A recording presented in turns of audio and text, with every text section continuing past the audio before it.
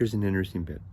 I'm reading about the last 2 years of Dr. Johnson's life, which I'm getting a different perspective. This is from a different person compared to James Boswell's perspective. Anyway, Dr. Johnson has lost Mr. Thrall, who was a patron of sorts, patron in terms of giving quality of life, having invited Dr. Gentleman, who had invited Dr. Johnson into his family circle for 15 years before the end of Dr. Johnson's life. Mr. Thrall dying 2 years before his death.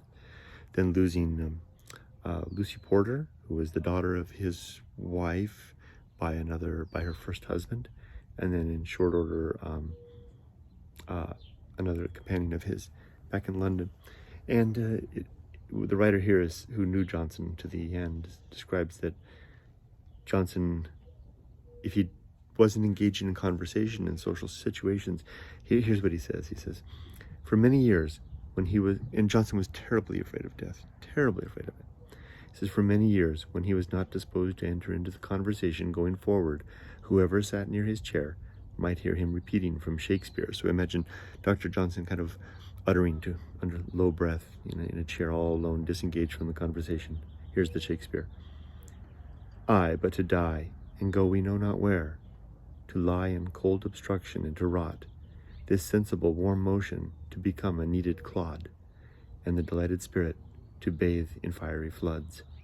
Or from Milton, who would lose, for fear of pain, this intellectual being?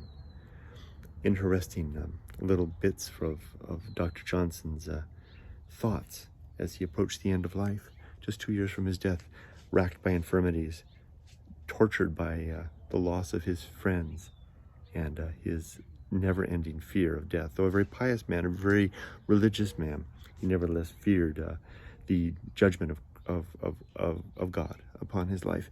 He was not of the Catholic persuasion. Being an Anglican, he did not believe in purgatory, but that the last judgment would come immediately upon death. And he was always worried that his soul was not in a place to warrant heaven, but that he may find himself in hell. Poor man. Very interesting reading. I hope you're all having a great weekend. Take care. I got my little puppy. Take care.